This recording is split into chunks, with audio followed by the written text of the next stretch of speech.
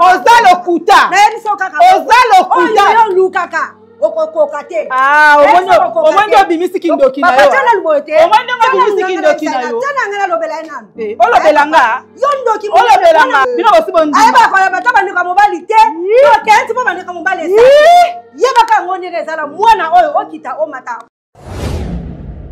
La voix du peuple, oh la voix du peuple, oh c'était bien oh. Vincent Chilouizi, étoile de la presse.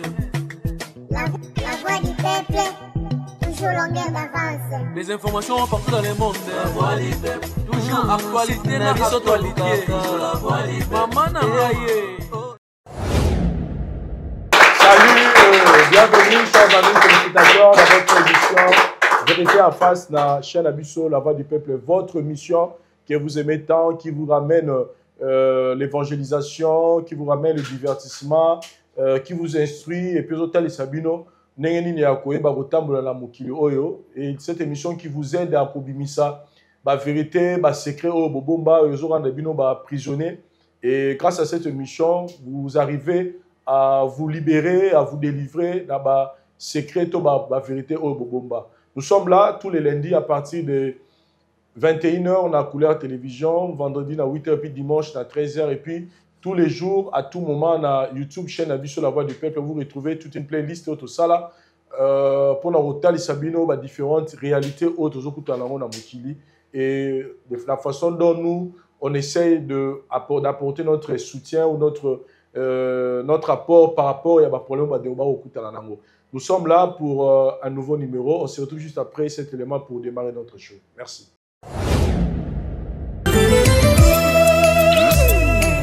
Nathalie likolo na se namoni te oyo akokani na yo moundeli ya ba oyo basili makasi ba oyo basili lika papa makasi esilinga Zambe nalembi kolela nini nasala po oyanola ngai nasala nini po yobundela ngai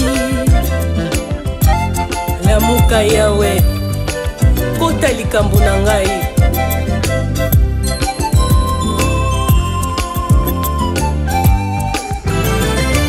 esika nga nasuki Nesika obandiko sala nasala nini po yanola ngai nini nasala po tobundela ngai na kati na pasi osalaka esika mayele suki opesaka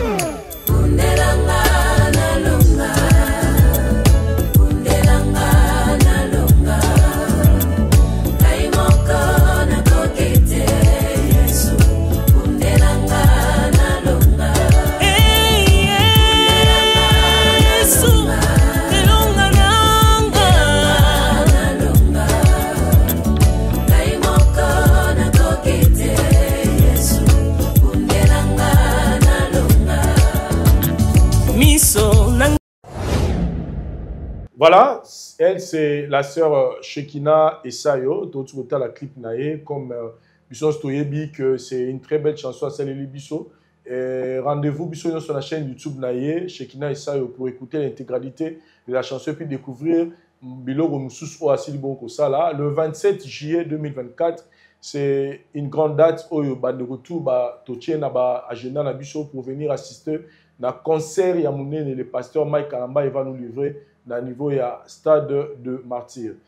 Chers amis téléspectateurs, je viens vous annoncer une grande opportunité oyo et yeli biso na bandeko yo balingaka okende na mboka ya Canada Là, nous ne parlons pas d'une histoire, il y a l'agence de voyage où Moutaye va saler le dossier, qui va tenter le chance, va tenter chance na niveau immigration ou ambassade. Mais ici, il s'agit d'un bureau, il y a un consultant où va aller agréer na immigration au Canada. C'est-à-dire, ils ont leur numéro, vous pouvez même aller vérifier. Et ils sont agréés, c'est-à-dire, ministère immigration au Canada, va reconnaître Bango comme bureau de consultation pour la bandeko, va besoin de Kota Nambuka au Canada. Ils sont déjà en train de fonctionner dans le pays Moussoussou Afrique et ils sont décidés de venir ici au Congo, plus particulièrement ici à Kinshasa. Bureau la Bango Ezali, c'est pourquoi va lancer offre pour les 200 premières personnes, ils ont la promotion, c'est-à-dire pour les 200 premières personnes, bah au foot droit il y a droit il y a né foot rapport bah c'est le démarche et voyage au foot et monter. Juste première étape ezali bongo ya ko lekana consultation comme on a combo ya structure na bongo ezali o lekana consultation pourquoi pas ta la profil na yo senga ba senga yo faut ba senga lo visa nini et vous avez visa de titre visa il y a visa de travail ou visa express ou visa à court séjour, c'est-à-dire na profil wana ne ba ko étudier ne ba ko yeba yo esengeli ba senga lo visa nini. Et sur une étape de consultation, si genre il y a visa, il faut basengela yo. C'est là maintenant que ba osenga yo ba document o esengelo ya nango. Ba document ko sala mananga muna yo moko. Oye na ba document au côté ici tant que comme prêt pour que au futa mbongo visa, au futi kaka mbongo visa. C'est-à-dire à part mbongo ya consultation yo au futa pour battre la profil na yo. Na mbongo visa, mbongo ya katikati wana o ba futa comme droit ya ba c'est le démarche à voyage. Bon, foot à monter pour les 200 premières personnes au baro se présenter. Pour les 200 premières personnes au baroya, ne baro bénéficier d'avantage joana. C'est pour la qui ça niveau à Moussa la baro ba offrir ba aider bandeko et toutes les garanties sont là donc tant baro benga na numéro de téléphone au bomuni et bimi na CA. N'appelez pas mon numéro bomuni zawana. Appelez ce numéro mais numéro baro benga za bimi siko na CA. Et ça, numéro, Moutaza directement à contact Nangaï. C'est-à-dire qu'au moment voulu, vous allez même me voir si possible. Tant au Boanoya, na bureau là pour vous rassurer que ce sont des choses sérieuses. C'est une opportunité. Oui, Libiso, maman là, mon nez va négliger. Oui, bien le couteau n'est pas misala. Bon, donc c'est sérieux. Je vous le dis parce qu'il y a dit le pourquoi. Donc n'hésitez pas. Vous avez Bandeko Bolugaro dans un endroit qui est le Canada. Voilà une opportunité. Au foot, non bon à malongate, mais Negonayo a joué visa grâce à bureau. Oyoyo, bazo aider bandeko pour nous recevoir visa à niveau ya immigration ya Canada. On se retrouve juste après cet élément pour démarrer notre émission.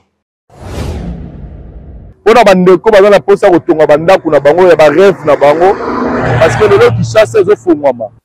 Pourquoi pas kotonga ndako ya rêve na yo nengo lingara lupango mezala? Pourquoi pas oboma mbongo na yo na mabele parce que bilobi nini kozalate? Et surtout que les espaces sont déjà développés, bandekomi bazala banda pa basi batonga courant mai makambutu eza kitoko makasi. Donc awa tozali pour ba contact nyonso bureau la biso ezali bongo na commune ya Lingwala.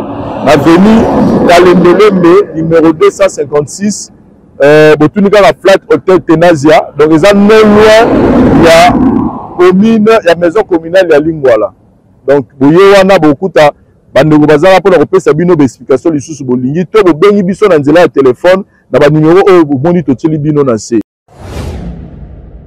Nous étions tous nombreux pour suivre notre émission Vérité en face au hôtel Rosa la semaine passée où il y a ndona biso ya mobali Jerry Kabuya où ya ki koluka biso pour que to yeba bongo ko sungaye affronter belle-mère nae pour lui dire la vérité concernant existence na na mokili et biso na bino tolandaki ndenge nini mama chère wazali mwasi ya papa Kabuya ndenge a rejetaki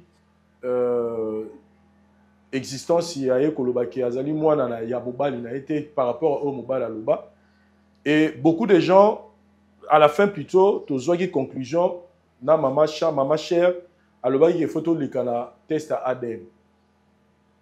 Et quand on teste à ADN, on a un peu, babangaki moi mingi, batebele ba komenga inbox, batebele ba komenga même na mon même dans les commentaires pour dire que qu'est-ce qui vous rassure que Vincent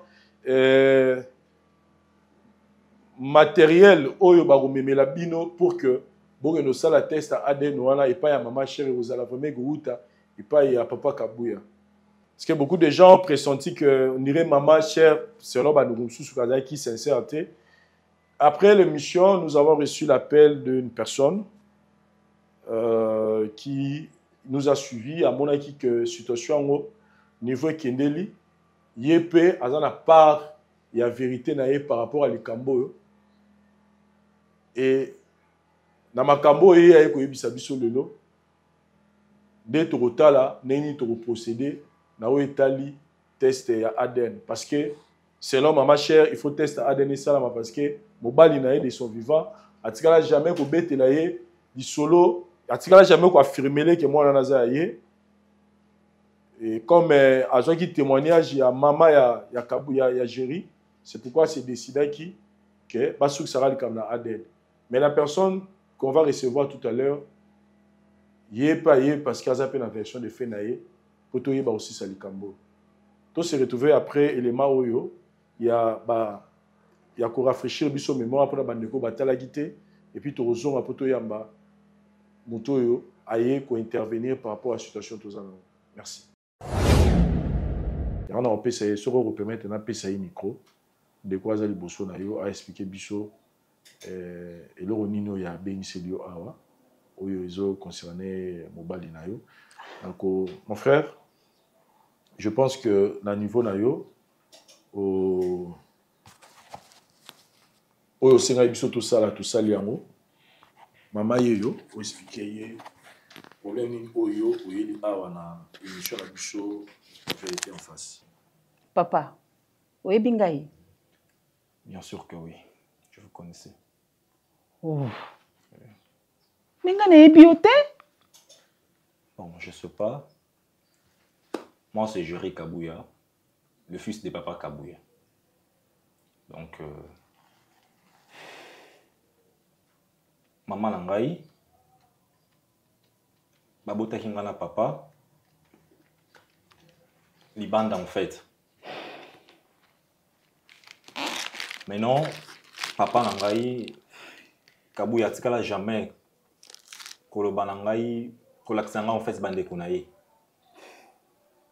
Donc naebi ata bande kunaye mon côté. C'est pour cela aujourd'hui je me suis décidé Yakoya awa parce qu'il est gravement malade. Donc il est gravement malade. Alors quoi? Nasa moi naye, nasa na posa famille à papa na reconnaître nga. Oh là là. Que nasa moi naye. Parce que tout souhaité et les lots soki que azan invité. Nous avons dévoilé vérité on a rosalaté. Donc c'est pour cela que je me suis décidé il y a que oye bangai que mobile na yo abota quelque part. Est-ce qu'on peut expliquer comment on va bien en détail parce que là aujourd'hui il faut expliquer aux années où tu vois le c'est présenté que aux amons na mobile na waza bongo papa na ngai. Sinon maman na ngai nga expliquer ngai et batant moko bozaka na ba problème na couple na bino. Et na matata wana bozaka nango akutana na maman nanga bakoma ko vivre na ye. Et par là nde abota kangai. Donc voilà. Et après Bobota qu'est-ce qui s'est passé? Il y a un moment nanga bakabonaka. Ba ki o kabona parce que bozonga ki un bon terme il paraît, yona papa. Et puis malgré au kabona ba on va ko prendre soin nanga. Abane ko prendre son ngana o nyonso bana ko senga ye mais a promettre ngai un jour yemo quoi ko dévoiler secret a ko yebisa yo et puis bande rona mususu ki azara na mwana moko di banda o eza bongo ngai mais na ndenge makamezo kendele na ita komi nango na moniti na susu ya ko garder secret ngote. C'est pour cela on s'est décidé oye bake na existaka moi na o mobile na yo abota quelque part. Donc voilà. Je suis le fils de votre mari. En fait, maman chère,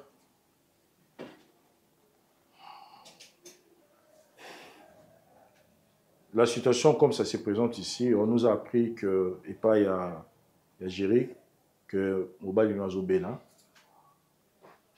et toute sa vie, il est le fruit de votre époux. Banana pour concevoir rien dans les maman nae, si ya koli ya komi boy. Et notre frère nous dit que situation papa Zanango, comme il est encore en vie, c'est lui qui peut témoigner pour naïe. Que le lot soga za sous son invité, nous t'avons témoigné parce qu'il Azali enfant caché. Nous t'avons biété, même sa propre famille à laquelle ça y était. Alors, il nous a expliqué, c'est pourquoi on avait beau juger, on a dit, au lieu de bateau, pour ceux qui famille, peut-être on peut comprendre, mais on doit... Pour ça, il m'a bien ma casse. Ça, il m'a bien, pourquoi? Tout le monde, maman m'a bien en gaïzani. Ok, maman m'a bien en gaïzani. Ma bien en gaïzani parce qu'il fallait avoir vraiment temps. Vraiment temps. Il y a pour resolo la liste sur na maman. Oui. Oza mwana kabuya. Aboya yote. Aboya ka opete. La preuve est que azaka wana po na yo na moment nyonso na air nyonso za na besoin na ye. Mais yeba ke na air nyonso na moment nyonso yo za na besoin na ye, ngai mama chère nazaka informé. Ayaki kuna apesaki yo eloko boye. Amemaki en hôpital, asalaki yo boye. C'est ça, non? Naïebi. Je suis informée. Ah bon? Maman chère, Limbisanga vraiment n'a pas na yo parce que là, vous nous mettez dans un terrain à confusion. Quand vous nous dites que tant que yaki awa, tu présentais qui au lobby, vous avez été. Oui. Maintenant, du coup, tu nous dis qu'il y a billet et que Mobali nous a bêté là où les solos na yé. Et c'est quoi en fait? Yomuto petit ça yé, ala qui ça yé, bande de ça dit bano yoboti, yomuto petit ça yé. Pour ceux qui déjà y au courant, c'est qu'il fallait déjà makamu peut-être aimer à la beauté parce que nous on s'est dit c'est qu'il y a zo bangayo, aye bisayo vérité wana, et tant que moi si na yo ayo kake obo abota libanda. Et quand vous nous dites que Ayebi, Oyebi, nous sommes un peu dans la confusion. Éclairez-nous s'il vous plaît. Ils ont passé. Que maman Ayebi, ce gars qui awa. Ils ont passé pesa mawa. Nayoki mawa makasi à tant que parent. Ce qui maman Ayeba qui est, elle va permettre à yoter. Il y a quelque chose qu'on ignore, tout ça. Oui. Papa Kabuya, azara papa na yote. Biologique, non. Par là, tu veux dire quoi? Parce que nga yebi ke naza mwana papa Kabuya et puis yemoko a reconnaître nga ke naza mwana na ye. Et naza surpris ya rosa ya yoka yo koloba ke naza mwana na ye. Comment ça, maman? Je te respecte avec beaucoup de respect que je dois vraiment namoni au comico dépasser un peu le langage na yo vraiment. Donc nous manquer ngai. Non, dans un endroit manqué oté. Non, nous manquer nga parce que le binga na comico. Écoute-moi d'abord. Parce que le binga na comico débordé. Mais na sepel na eloko lobité parce que nga naza mwana papa Kabuya. Comment ça fait-il au polo ba naza mwana na été? Seigneur.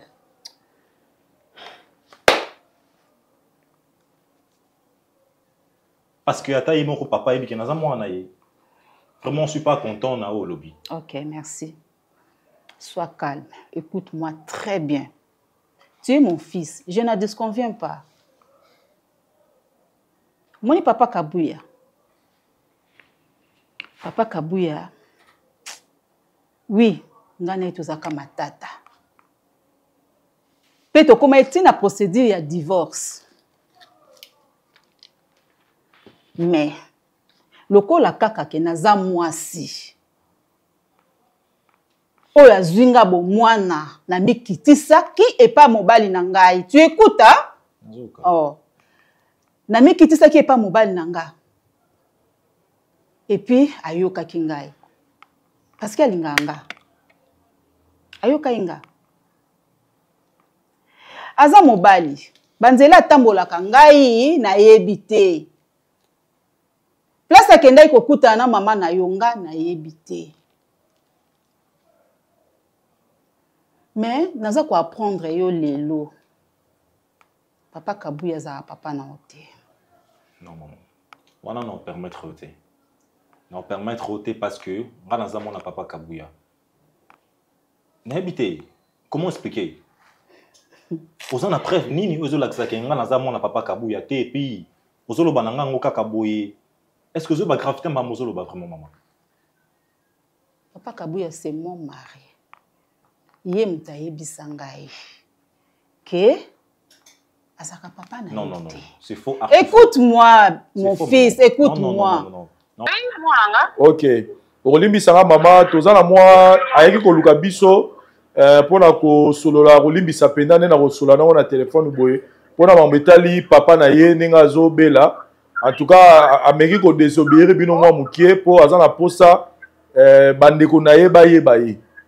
Siko awawa to solo lina to bengisi mama azali mwasi ya papa Kabuya yebisi biso awa ke mobali na ye yebisa ye déjà que Jerry azalaka mwana na ye te. Jerry aza abota ye na uzala papa mususu uzala mobali mususu obotane Jerry azalaka mwana te mais animaka ko le pona ko troubler moral ya mwana te. Limbisa biso ne to bengi poto za précision peut-être to ko bengi sauter peut-être awo ya mo mobuli on to tout na osiko. En tout cas papa ndeko bengi nga boye na zape na kati ya bus donc ko ka mo makelele mais ekamwisi nga ya bolo bakaza mwana ya papa Kabuya te ya pesa kinga mobali musu na botaki na ye mwana. Mais yalo Jerry aza mwana ya papa Kabuya. Non, c'est pas possible. Allô? Oui, off maman, soit moi qui m'en soit moi qui m'a to yoka. Yo pesa biso explication boye mama nani mama cher alobi que mobali na ye ayebisa ye que yo bota Jerry na mobali mususu ayeka ko découvrir ngo tant Jerry komaka na 6 ans. Maman non ça le kuta. Bon, merci beaucoup maman to rappeler à ta simato solo là. C'est la vérité. Hein, to rappeler à ta simato maman s'il vous plaît, je te respecte. Respecte-toi. Tu es sûr? Aujourd'hui, normalement, il fallait tous alana maman Oyaboti Jerry. Malheureusement, elle a refusé de passer dans cette émission. Nous respectons droit naïe. Elle a dit que son fils a commencé des marches Oyo sans pour autant à tout naïe. Et Azara a un total soutien naïe, a continué la démarche, en Obisoto continue à encadrer. Mais elle nous affirme. Elle nous réaffirme que, effectivement, Jerry Azali Mwana, il y a papa Kabuya, ou Azana hôpital. En aucun jour, il y a papa Kabuya, beta, ma solo, oyo, maman chère Aïkoloba. Elle nous suit, d'ailleurs, on est toujours sur l'émission oyo. Et après, comme je vous ai dit, j'avais reçu l'appel il y a Mutumoko. Oyo ayebisa biso ke ye pas na makambo oloba concernant makambo ya moni na télévision. Bonjour maman. Bonjour papa. Tokoyeba kombo na maman et puis toyeba ozana ni par rapport à Jerry. Kombo na ngai maman Rit. Par rapport à Jerry naza tante na ye. Na tata mwasi na ye. Sur le boza tata mwasi na ye, c'est-à-dire parce que tozana confusion ya boyeba te. Wapi papa na ete mais yo lobi tata mwasi ya côté ni naza tata mwasi na ye naza ndeko ya tata na ye ngai na botama tata moko mama moko na tata na ye ni eleki alors pour ya awa qu'est-ce qui s'est passé en tout cas papa epesi ngai pasi na motema tinde na ye awa papa na ye kosenga lisungi pa na bino bosunga ngai to na yebi ke émission ezali vérité en face. Namoni so na ke na mokili na luki lisungi na zwa lisungi te. Yango na ye papa en tout cas bosunga ngai. Po émission oyo kombo nango vérité en face. Na landa yango pe mingi nde na zabo. Na yoka ka bate belé bazana ba problème na bango so ba ye. en tout cas basungaka bango vérité pe yebani conseil pe pesani yango wana nayepa na bino papa navandaki na ndako nazotala télévision naotala télévision naye komona jeune garçon oyo na télévision azoloba par rapport à babien papa na ye azobela ndenge mwasi tata na ye azomaltraité komona kaka nde namoni jeune garçon oyo papa makila motema na nga nyonso epasuki donc suki ya moto eningai namoyoki mabe na nzoto de esali nga mabe makasi vame kutu bato ozali na bango babi nini yango sepanike boye problème nini nga bitelo te nayoki ndenge abandaki koseprendre ndenge azoloba mama na ndenge azosala esi kota naye kotala mwana oyo nayoki na kombo oyo apesaki apesi kombo na ngai Géry Kabuya navandi so na raisonné nazongisi bilili nga bi natali ene elongi donc kolongola te kobakisa te na papa oyo aboti biso tata na biso mpe azalaka nzoto mike milai bopembe papa koto banda obenga ye Rwandais esika nyonso banda okende kwa mpe azalaki pembe makasi baso banda obenge milâtre baseri wa babenge milâtre médecine aseri na biso me baseri na bango banda obenge milâtre eseni ngai pasi na raisonné quand frère na nga mokosusu abengaka nga na ndako abandi obetela nga lisolo ayebisi nga alobi oza leki na ngai nde tobandaki kokola na famille ngai na yo nde tobandaki kopartage makambo mingi ayeso naza na problème nayebisi oyo mposo oza na problème oyebisi yango tokóma lokola bakamarade lokola mwasi na mobali likambo na oyebisa yo koyebisa motu te na famille likambo na oyebisa bomba ngo vuma bomba ngo nga mpe nazwa likambo wana na bomba na motema na bete moto te na famille ni ndeko ni leki ata moto moko na bomba te ezalaka seke nanga na motema ayebisi nga bina bota mwana moko boye libanda ya mobali mwana ngo kombo na ye Géry Kabuya liwa ezalaka problème ezalaka adefale mosusu naza te lelo ubien nakufi mwana na le mosusu akoya mpo makila moto esala nini ebosanaka te ebungaka te le mosusu ata ndele se bomoni mwana wana ayepa na bino ata famille mobimba bakotémoigne te me yo fosala nini otémoigne oloba mpona mwana wana grand frère alobi na nga bi makambo oyo nga nabengaki mpona yebisa yo yango wana salakisa yo mwana ngo ke mwana ngo ye yo tu wana mbala liboso abetelingaka lisolo alakisinga mpe mwana te nayebi mpe mwana te alakisanga mpe mwana te me abetelingaka lisolo abi mwana ngo aza mwana mobali napesa ye kombo ya papa oyo aboti biso mpo papa na biso kombo ezalaka Kabuya.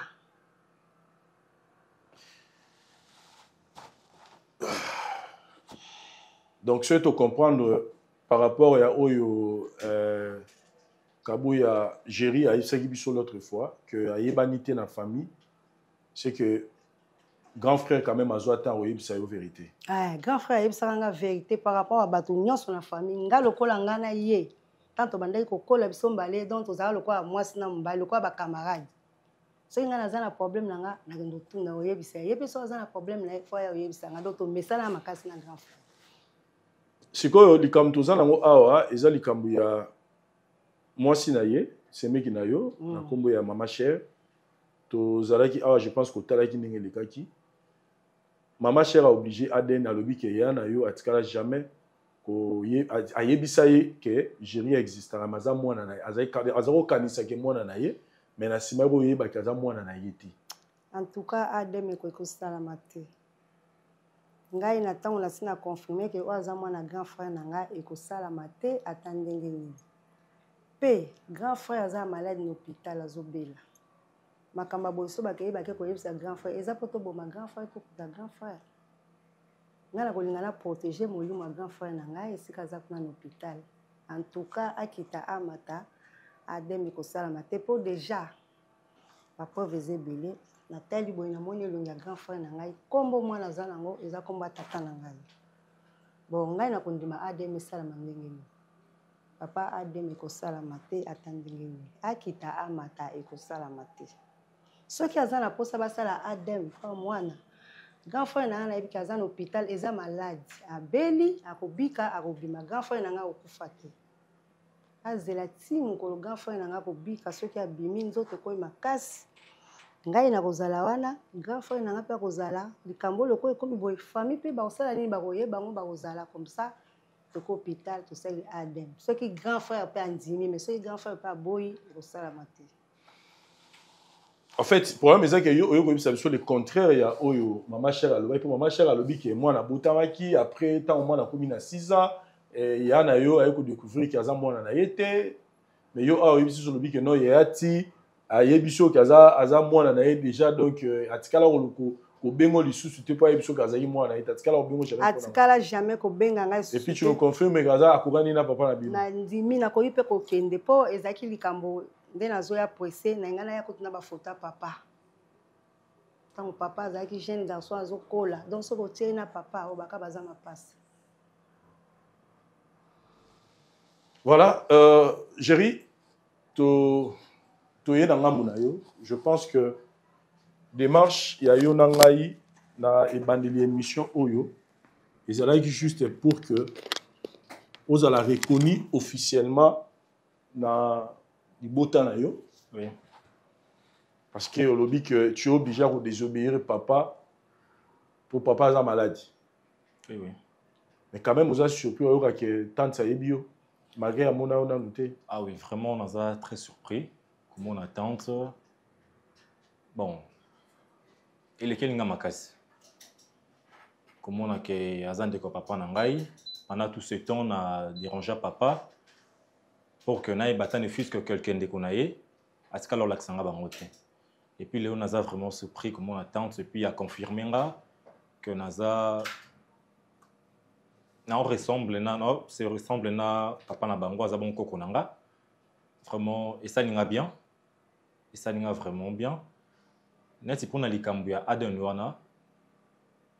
Ngai Naza un problème té. Naza sûr que Naza mon papa. Il faut que ça l'ango n'a pas prêt. Pour n'a reçu que ça tembe à maman. Non, moi je pense que n'engé t'attends moi si à lobby, na niveau to komeli, ceux qui déjà t'attends moi si à zo reconnaître yo, que va bêter là il solo na pas papa. Que le vrai problème qui se pose là maintenant c'est de savoir véracité à maloba ya maman chère. Peut-être maman chère peut tu as une information habité que ça moi na papa Kabouyate. Mais tu peux sous-estimer, tu peux ignorer la totalité tes informations au maman chère à Bisso. Mais l'issolant auto selon la kimia, tu côté sa maman chère à pour nangai oignon solo c'est faux archi faux. Te mais tu côté ça est pour quand même tu appeler ça tata moi si appeler ça témoignage à grand frère parce que toujours protégé pour des web que dans la maman chère qui t'a na isa pena bienté moi écoute on me mener ba sangwa bongo ezana noté. Mais tout côté là ma chère pour tout la nini tout quoi arranger parce que c'est important ça que vous allez reconnaître la quartier famille. On se retrouve juste après. Merci. Voilà, nous sommes de retour, chers amis téléspectateurs, pour continuer cet entretien que nous avons aujourd'hui dans cette émission pour essayer d'éclaircir les choses par rapport à la situation tout ça et à Ndeonabiso Géry. Maman chère, une fois de plus, Nayambio na émission Nabiso. Rolim Bissarana Bandela Soussou, tout le monde peut-être na tunagi déjà avant. Ozo reconnaître maman Avani Mupanzi na yo. Eh bien. Oui bien. Aza nani pa na yo s'il vous plaît. Aza leke mobile nanga. Tata moi Sabana, c'est ça? Tata moi Sabana. To banela ko tuna eta ya papa Kabuya nini misiko. Non, Dieu fait grâce. Aza quoi améliorer mon santé un peu ça va. Ça va. Mais par rapport à la réalité nengo talisenga que beaucoup kutu atako betele ma solo oté vie état naé. Ils en ont importé ça sauver bon moi naé azonga bien. Derrière Nathalie Sakio que normalement il fallait to lukagoye baneni ni to sala pona mambu ya Aden wano sengaki au biso pe toza d'accord nango mais nazo ki appelle jusque là pe sali en mota te to salité et pourquoi salité ya omoni to bengiso du sous lelo awa pour que pour nous on suite à Aden. Ouais, on suite à Aden parce que nous on a tel ça que tu as besoin de l'eau moko ya et vous t'as pas papa Kabuya pour nous sangisa pour nous tala et na oyo et robima pas ya géri mais jusque là nous tout ça les loroté parce que tous gens qui appellent il y a Maman Rit oyo mo reconnaître Razali les qui ya mobali na yo Maman Rit atalaki émission à mon avis nous sonner les kaki nini yo ou talisa qui que yé azamwa na mobali na yo te azamwa na mobali na ngate la preuve est que Maman Rit ndé azana ko reconnaître parce que amona ye na nté azamona ye na mona ye na nté le grand frère asabeka ya masolo nyo so mwana o ya mono wa Jerry Kabula abetelo masolo ngo neti ndeni kasi oui ndenge abetelo peut-être yango ya pena abetela ngai jamais la lobby sous na répéter sous ça veut dire grand frère abetela nga masolo mwana oyo ndenge babotaka na mwasi wana libanda pe kotala boye na yebi mwana tembe kotala kaka ndena moni mwana oyo na confirmer que mwana za mwana ya grand frère na si yo oyebi pauvre frère na biso ndenga zala donc kotala kaka mwana elonga mwana taya mwana eza taya papa la biso na tata mwasi na sina boteli bino pe bana ngai cher na sina boteli bino bana basi bakomi mikolo okolinganga kaka te pourquoi na sala yo nini mama cher na lingaka yo makasi po oboteli biso bana tolinganga te olinganga ite obanda ko combattre nga banda kala soki na vani ti lolo na libala na ngai parce que nga mona mobali na to linganga na biso ngai na banda ko combattre mais oui eza nini yango juste sikoyo ngo ya po yo confirmer nga ke oya fandi aza mwana mobali mwana oyo aza mwana ya mobali na yo yebango wana courage aza mwana mobali na yo kaka ngai ke abota mwana quelque part oza lokuta na yebiso kaka oyo lukaka okokoka te omwende obimisi kindoki na yo omwende obimisi kindoki na yo tana ngala lobela enam olobela nga yo ndoki olobela nga no so sala pona ba bien ya grand frère nanga ta mwasi oyo na yebiso okoka te ba bien ya mobali na ba okabola ngo luka moyo obala pe ya yo o wanda pe koluka pe ke naza pe un jour nanda o bala te banda ki bo jeunesse na oti okomi mpaka bo sika pembe ya wale te bi bala te po mama atikela nga baleki mkieno yo ka raison na ko sala dera yo ka raison baleki na ngai yango na lingaka na boko la bandeko na nga mama tikela nga yo ka raison nasi oyeba ngo pe mobali na papa na kondima ko te soki mama na kondima ka o te na okita o mata grand frère pa ko kufa te soki makanisino ezake ko papa ozo déranger ngai mwana bongo siko olingi nini nanga olingi nini nangai voilà lobi olingi nini nanga na revendre te chéri moi so yokola ta muna ayokola ta muna tika ngala lobi yo kutu na lobi so na lobi na mwana te na mwana ta so ka makanisa so ka sake kwa na ngako kufa po tika la konsabilo no so ta okosi okozwate mpe soki osali bozo memanga na ndenge akokufa pete wana susi mobali nanga kufa akokufa pete tozala susi mobali akokata likambo oyo mwana na ye te mama mwasi mabe nandimi yango yango bandioka mobali ayebakoloba bandioka mobali te bosi bondima bino bosi bondima ayebakoloba ta bandioka mobali te okenti mpo bandioka mobali yebaka yango ndenge ezala mwana oyo okita omata akovanda na ndako wana ifunania akovanda te po aza mpe mwana mobali nanga te mwana mobali na yo elongi ya mwana mobali nazomoni yo baba trouble ozocreye loba nde na ngai kanga mpe telikama oni obala mwana te papa liboko ezokoampeshe nga moyena loba olingi ndo obundisa nga akobundisa nabunda te te okosona na maloba na yebi koni onyambi ke na loba te opesanga bapema oba te moza caractère mabe nandimi yango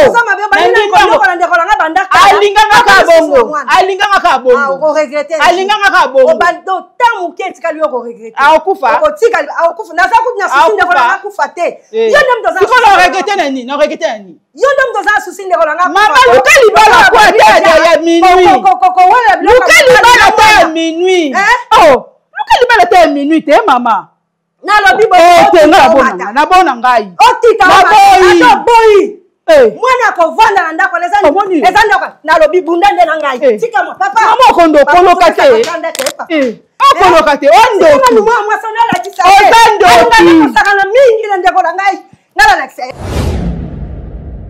Ephésiens chapitre 4, le verset 26.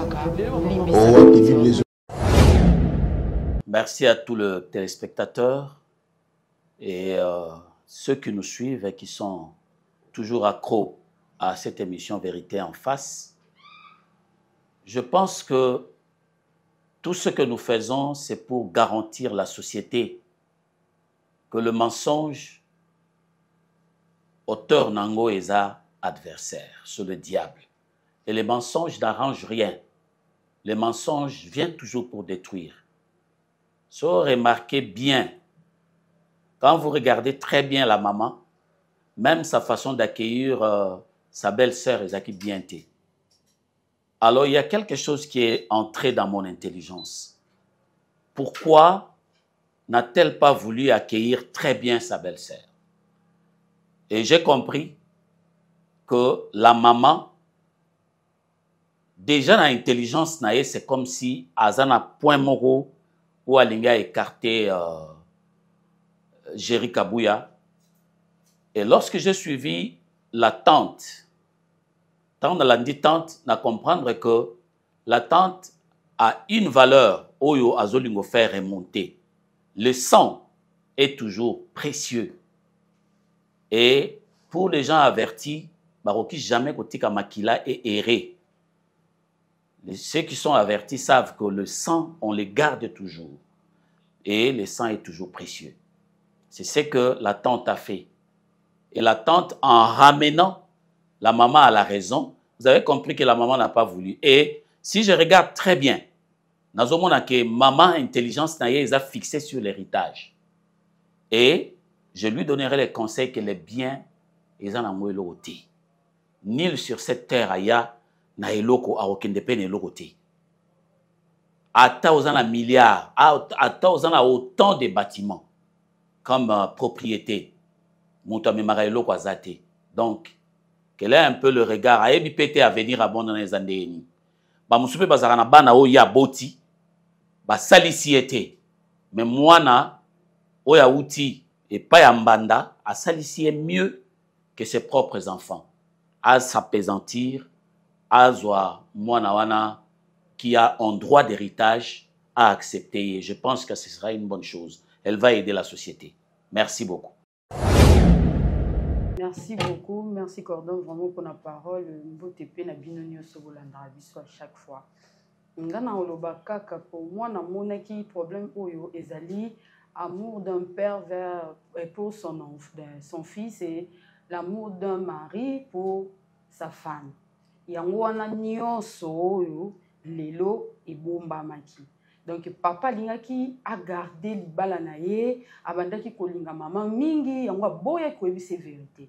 Ce qui alobaki vérité ayebaki maman parce que azam monto avandi na ye peut-être alingaka boya ye yango wana abombaki secret wana et abombelaki pe aboyaki agardaki mwana na ye alingaka protéger mwana parce que ayebaki peut-être bakanda au moins sina zanango soka comprenaki yango que mwana oyo Jerry azam mwana na ye alingaki peut-être asala lelo moko lingaka ezala pure oyo kutuke oyo tozomona lelo. Moi je dirais à la maman ndenge ozawana maman lokolo ozana bana na maboko ozali mère oyebi pasi ya bana donc mona pe olingate ke oyo bazosala ozosala mwana moninga mutu mususu asala mwana na yo donc pona ngana osenga yo fongola motema na oyamba Jerry azana problème te na makambo na bino. Jerry aza innocent. Ayeka kazali fruit oya botami peut-être na kati ya mensonge mais mensonge wana ezande pa na yo papa kosa kinde yo azo protéger mwana na enda kosi yo pona ngana koloba que maman loko zana bana na maboko vraiment yamba Jerry na motema na yo mobimba fongola no motema le bien matériel et ça la kanangwe et l'autre côté et quoi porter nango pe l'autre côté peut-être papa wana ozo kanisa lelo oki kokufa tom sozo lingate ou accepter Jerry lelo po yebi ke so mbana nga kufi na zo ba bien na ye nyonso ezalaka ya bana na ngai mais moi na pe mususu akoki koya na vie na yo apporter yo pe en plus et apporter bénédiction ou peut-être na vie na yo kanakite et là on a koki kolobaka yango na merci. Merci Cordon pour la parole. Et bah, bonjour, bah, bonsoir, paix. N'a fidèle na biso, ba pisa biso confiance ernioso. Et na likamba lelo vraiment ba tbe eskizinga mukie. Na comprendre que ma bé eza pas papa. Papa ne azo bé la wana a na ba faute. Pourquoi on a ces fautes? Na mayele na ela ka baby si libanda. Ake go bete la petite sœur nae, tante, à prévenir déjà qu'il y a un bébé si libanda. Na katanda kwa zongi, a yebisu sumo si nae, nenge mama e moko expliquer ki mwana moko boye libanda nazalaki na film moko boye nzoka azalaki na zemine déjà donc ça des films na moko boye. Donc à prévenir maman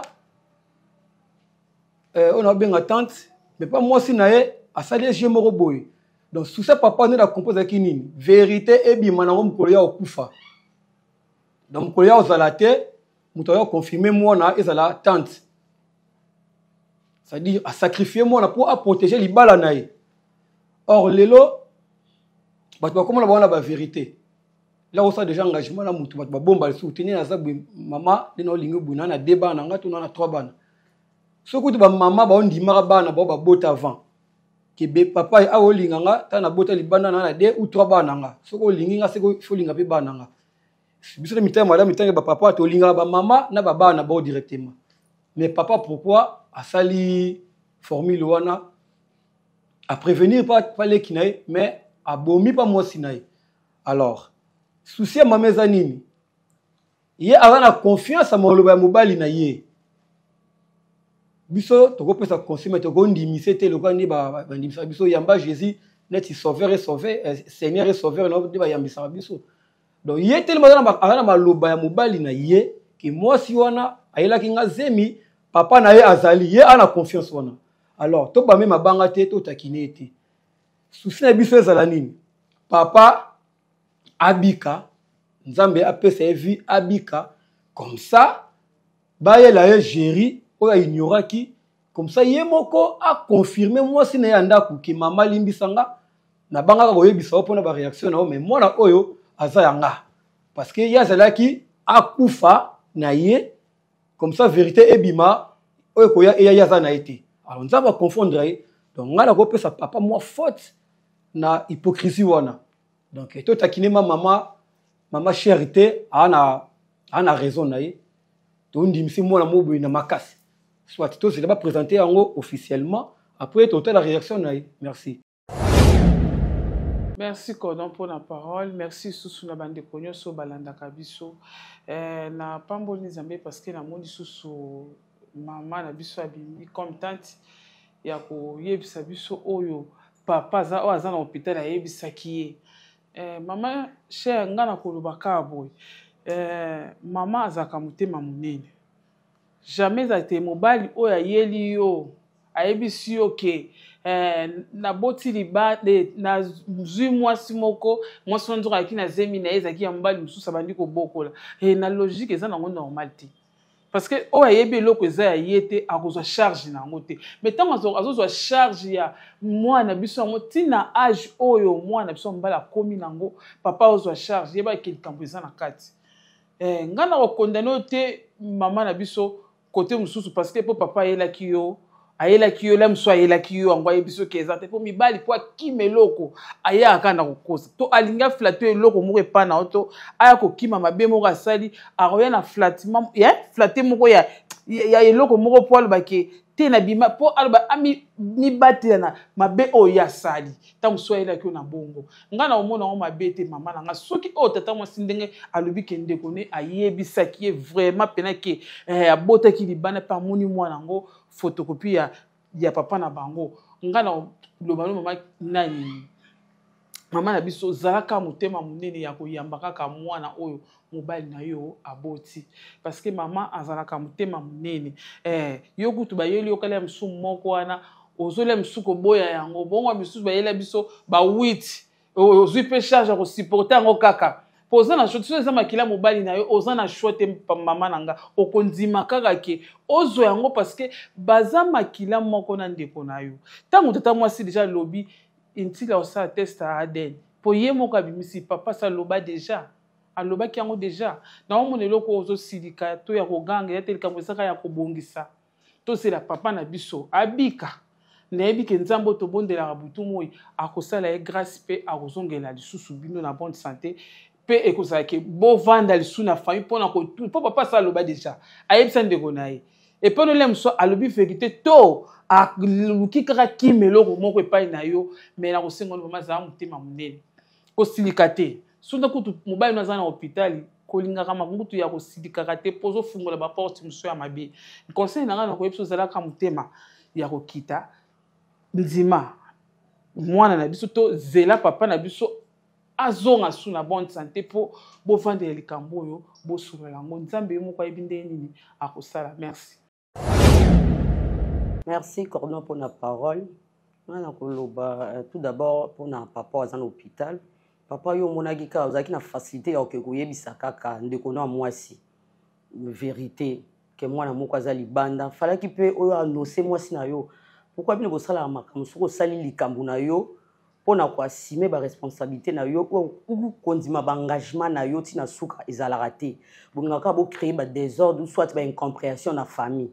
Moi sinon oyebi ke azala matata oyebi ke moi sinon azala likolo c'est mieux ya koyebisa ye yo moko ayo ko na munoko na yo moko tala bosiko otie moi sinon la confusion et puis ozobimise mutema mabe na yesu pa mama na to chance mama chance ko boko la mwana libanda d'ailleurs pe mwana sakoli ne déjà kondima e comme mwana na yo eza un problème te eza problème te parce que babiso ba oto boko la bana bo on est ko s'attendre kaka bana na yonde oluko sala ba bien parce que bana na ngande ba osaisanga mais nzambe asali le contraire makambo mwana moko boye ozui asalisi yo koleka même bana moko ezalaka na ba couple ezala ba foyer zoyer lokola mwana na yo tant ye moko lobi a éclaircir yango bien que mwana oyo azui papa na biso kuboya te ma chérie yamba lokola mwana yo pourquoi tozalaka na idée que mwana o soki mobala za ba bien to kansaka que mwana o so aye po a participer na ba bien papa na été eza droit na ye soki eza mwana na ye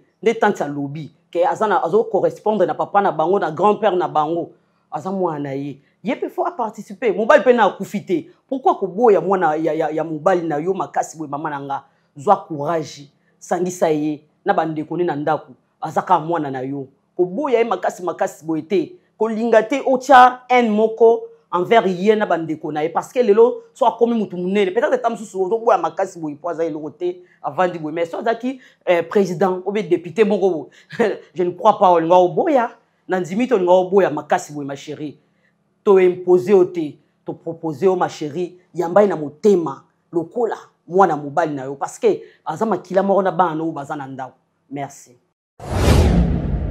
Merci Cordon. Merci na ba onyo so balanda kabiso. En tout cas na pesi bino mbote ya mingi. Eloko na koluka kobanda na mwana. Mwana penza na pesi félicitations. Amoni ke babombi ye. Tikanga moko na mibimisa. Osoki ye moko mibimisa kate. Lelo lisolo elingaki ebeta mate. Tango ezo beta ma parce que ye azui courage ya komibimisa ye moko. Atali alobi bisika misusu na komibimisa zate. Aye omona ke awa na vérité en face nde sika ba vérité bimaka nde sika batu balandelaka ba vérité po ti mutu ataza wapi bakokende koluka ye babimisi ye pona vérité ye monana. En tout cas félicitations mama chère eza likambo ya kondima mibali ozo moma bazalokuta makasi bazalokuta biso tosi tokutana na babiloko wana bayebisi yo ke mwana wana aza ya yete akomi azuiti na mikanda akomi penza lobi mwana wana soki oyoki lelo aza mwana na ngate un jour na mwana ka mwana wana bayi kotikela yo mwana ye wana kutu ye abimi ye moko amibimisi mais biso to yamba bana ya mikie soki 3 sur 4 to fanda na bango bapesa biso conseil to fanda na bango yo pe lelo aza na charge na yo te déjà si ayebi koluka lipa asi ayebi koluka makambo nyonso il faut kondima ye po ye aza liboma te ou bien ndenge nini te ko olobake papa wazobela wana ayebake papa wana za papa na ye aza liboma te lokola ye ndimake azali mwana na ye kotia tembe te eza bapapa basi batamboli asi peut-être ye abimi oko koyebake un jour mosusu akobima oyebi te na kotambola ye atambolaki tata mwasi mpe lokola akonfirme ça veut dire ye na ndeko na ye babanda obeta ya kati babanda ozelisa jour au jour J ya papa wana ntango ya kokufa nde babimisango soki yo ozotala mpona biloko mama zwa ndima mwana oyo biloko esalaka eloko te aza mwana na yo sangisa bango bakoma bana ya tata moko mama yango nde yo mama na bango aza libanda ozomona kozala motema mabe te fongola motema lokola mama ndenge oza na bana mosusu na kati ya ndako na yo ndenge bana wana bazaka ndenge moko na ye makilo ezoningana kati na bana na yo nde makila wana ezoningana kati na Jerry Kabuya omona likambo wana biso basi tozwa mitema ya kobatela bana ya mibali na biso mibali pe tango yo ozotambola lobaka verite kobanga te aza kake te aza pe moto te ya kozikisa yo amunduki te po te abeta yo po okufa loba verite po te oso kei kotia basemence na yo kote mosusu zonga yebisa ke nasi na bebisi kuna soko omona ata lelo aye ndima ye yamba ye akoboma yo te yo nde responsable yo nde opesi nyonso merci. Merci Cordon pour la parole. Nalingi na yebisa ndeko na biso ya mobile pe ko yebisa mama chère ngai problème ezali awa te ya yo ozwa lokola mwana na yo mais problème ezali o reconnaître que mobile na yo abota libanda ezali place problème ezali lem sous temps tozoloba zwa lokola mwana na yo lem se ezosoni mabe na ina ye rappelo que problème ezali ya yo kozwa ete lokola mwana na yo mais ya yo ko reconnaître que mobile na abota libanda soko ko beta lisolo héritage parce que tant bozoloba nazolanda bino très bien de bozoloba ngo na ina énuméré quand même histoire na bino na histoire ya bana moko ya Selofad bazaki bana basi ezali na Nombre chapitre 27 le verset 1er à 8 babeti lisola bano ya basi mukolo bafandi bamoni héritage ya tata na bango ekei balobi to kofanda boye te totala ngo ndenge ezokende de même que Jerry pa fandi amoni ndenge tata na azokendele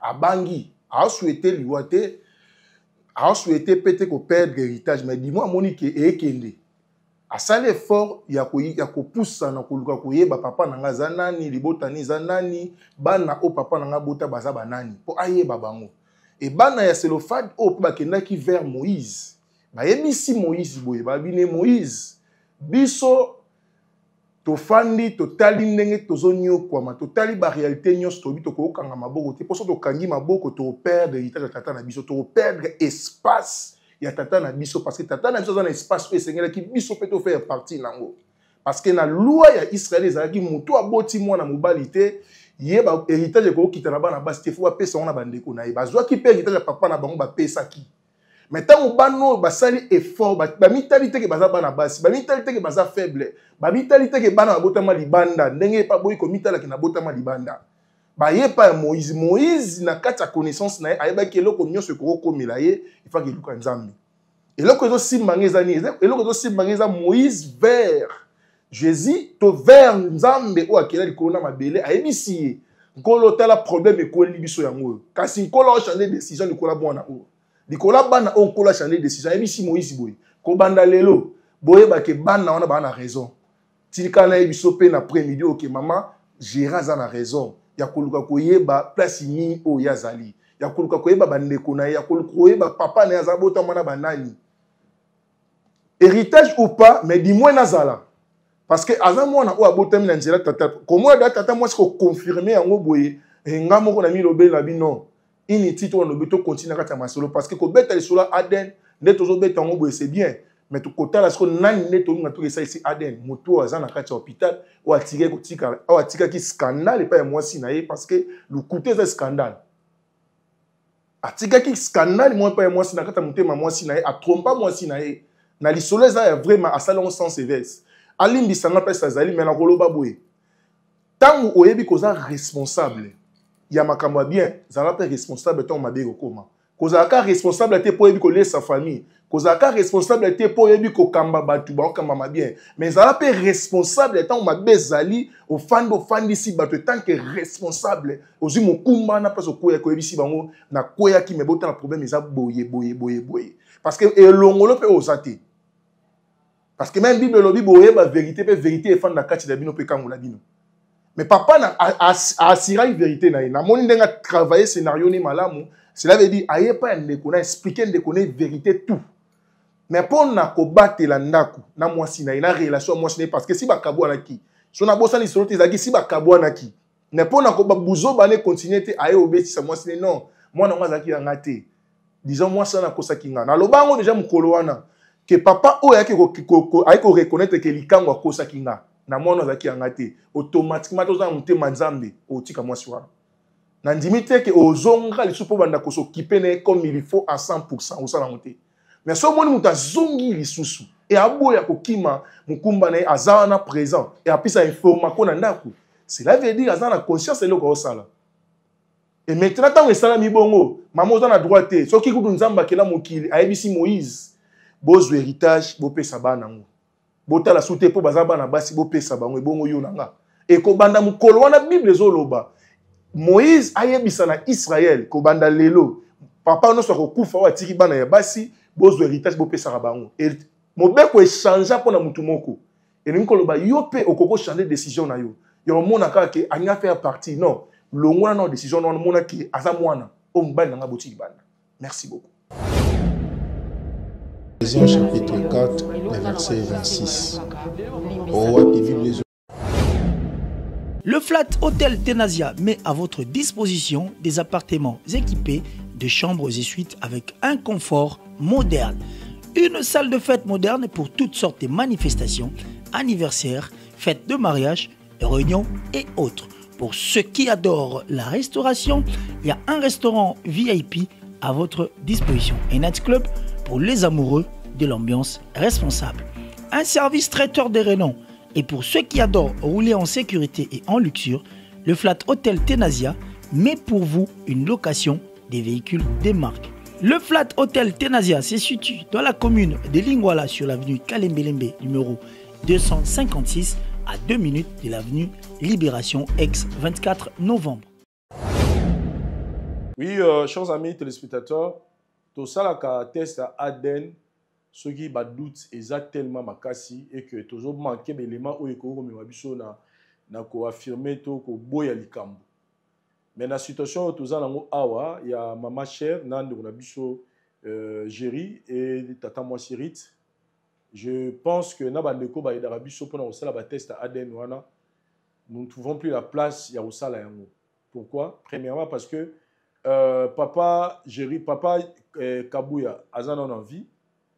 Et Tata Mwasi qui vient de nous affirmer que son frère a bételé l'isolo à Géry. Nous, de notre côté, Toroye Bissa Géry, continuons à prier, croyons Dieu pour que papa Nayo la rétabli.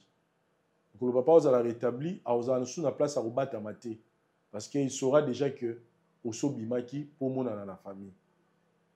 Tata Mwasi Azali, comme appui, je ne souhaite pas le malheur dans la vie à papa Nayo. Mais ceux qui le commis, comme on est des humains, Tata Mwasi déjà reconnaître eux, Toyebi déjà Tata Mwasi, ceux qui ont que vous allez reconnaître, Nanzele à Tata Mwasi, Salama. Mais Tata Mwasi, j'ai compris que c'est comme si on a maman chère peut besoin de la relation à bientôt. Vous êtes venu l'affirmer parce que vous aurez déjà la relation à bientôt, c'est moi qui n'a yo. Vous avez un likambango, to vous avez sûr na témoignage au sali que ya na yo habite là solo wana.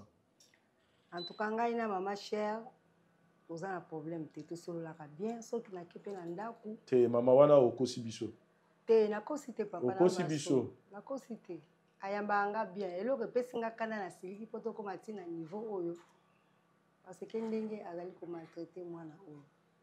Ata mobali na ye abombela ke menga na tata mwasi tozala na senga na ye koyebisa ye akoko pe kondimela ngai te. Mais mobali na aloba na ye ke seno ye ke ya za mwana na ye te. Mobali ne soka kosa ke me pa na nga mobali aloba ki vérité. nga moko mpe kotala kaka mwana boye papa nalobi mpo natiki bafoto na ndako ya papa na ngai ya grand père na ye soki nayaki kana bafoto wana natieka bafoto botali elongi ya mwana na elongi ya papa na nga bokamwa oyo aza koko te me aza mwana ye. Bon, moi je pense qu'à notre niveau, Nena Lobby, Géry, je maîtrise Nayo parce que vous avez entamé des marches où et aboutir déjà dans Makamalam. Le fait déjà que Tata moi aussi à reconnaître you. Tout cela, papa n'est pas en on ne peut pas lui ramener toutes ces choses et puis il doit venir assumer Makamne soit ça, ceux qui malades ici. Le plus important c'était ça. Je pense que nous avons rempli notre tâche, nous vérité en face. Pour les Cameroun. Et puis merci Natata, moi c'est parce que vous nous avez aidé. Au lieu de on ne savait pas qu'est-ce qu'elle pouvait nous ramener, mais au moins vous êtes venus pour témoigner et le reste tout ce qu'il y a temps et répondre à Bissot. Merci na Dari Devante ça, na Pause ça au caméraman à sérieux. Merci na Château Kolo et puis Gilles Vazolano. Merci l'équipe na conseil na maître Danilo pour la Bissot vérité en face. Tout mon année prochainement dans différentes choses. Bye. Mbote na biso bandeko, ngai Dr Pichu Tondele, naza pharmacien en formation, naza formation na université à Kinshasa, na faculté à pharmacie, et puis na sali ba master na niveau ya université Marien Ngouabi, pe na niveau ya Canada, na transformation des agro-ressources et puis préparation de cosmétiques thérapeutiques naturelles. Dans le œuvre dans laboratoire CRMTA ou ezali laboratoire médecine spécialisé dans la production ya ba phytomédicaments, c'est-à-dire ba kisi ya partie ya banzete na biso ya Congo.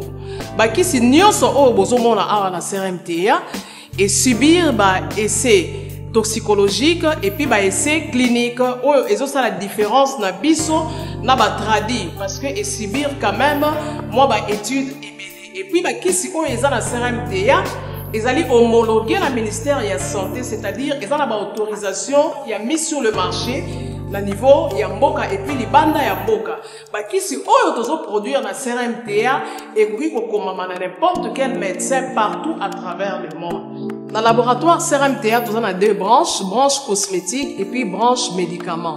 Dans la branche cosmétique, nous avons dulci au collagène, pour ça, il y a un sérum, un savon, pour le traitement, il y a un tampon, un ndouta, un ride, un poche, et puis un cerne. Nous avons dulci réparateur, pour ça, il y a un sérum, un savon, pour quoi associer gel douche, pour le traitement, il y a un bouton, et puis pour réparer le poissonaillot. Nous avons dit 6 cheveux pour ça les lango huile nango na shampoing nango pour le traitement des cheveux abîmés, des cheveux haut et baby, des cheveux colorés, ils allaient ko botisa suki noki et puis ils allaient ko retarder repousse ya ba cheveux blancs. Tous a pena parfum na biso o to sali à base ya banzete na biso ya Congo. Spécificité nango ils allaient ko kitisa yo stress na kati ya nzoto. Na branche médicaments tous allez na méamycine, sirop comprimé, ou ils allez qui na biso ya ba mib, ba levure, ils a anti-poison, ils allez pour traiter ba problème nyonso. Vous allez na qui na biso diazostimile, ou ils allez pour traiter ba différentes formes d'impuissance sexuelle, autant éjaculation précoce, dysfonctionnement érectile, manque de libido, azospermie. Vous allez na qui na biso zingenalis, suppo, na comprimé, vous allez pour traiter ba différentes formes hémorroïdes internes na externes, ils allez pour régulariser le cycle. Il y a ma maman, vous allez na kiss na biso sensifos, ou ils allez kiss il y a malaria présenté sous forme de sirop na comprimé. Vous allez na kiss na biso méamycine crème, ou ils allez pour traiter ba différentes formes il y a maladie, ou il y a ploposo, ba mycose, ou ils allez na makolo ya bana mibali, maladie ya mpesema palata et pas ya bana, na maladie musu ya loposo. Vous allez na diazolex, ou ils allez pour traiter ba différentes douleurs climatismales, ba douleurs ya mokongo, paiement, ba allergie au pollen, vous allez pommade tomuli kombo ya papa na biso tondele diazolo, vous allez na méamycine crème ndenge na tamaki, vous allez na allium, vous allez kiss na biso ya tension, vous allez pour traiter l'hypertension, vous allez na borex, vous allez pour bomba système ya papa, vous allez pour komisa ya mulai pe ndene. Vous allez na menga kiss na biso ya makila ou ils allez kozongisa makila na bato oyo baza na problème ya anémie quel que soit son type ya anémie. Et puis vous allez na tisane docteur Maxon oyo ezali tisane na biso ezali kotraite bamyome bafibrome kyste ovarien epuis basi oyo baza na problème ya kobota tozali mpe na diabétine oyo ezali kyste na biso ya diabète epuis tozali na antipoison na biso oyo ezali koneutralize poison na kati ya makila. La voix du peuple, oh, la voix du peuple, oh, c'est bien, oh. Vincent Chilouizi, étoile de la presse. La voix du peuple, toujours longueur d'avance. Les informations partout dans le monde. La voix du peuple, toujours actualité, la actualité. La voix du peuple. Maman Nangaye.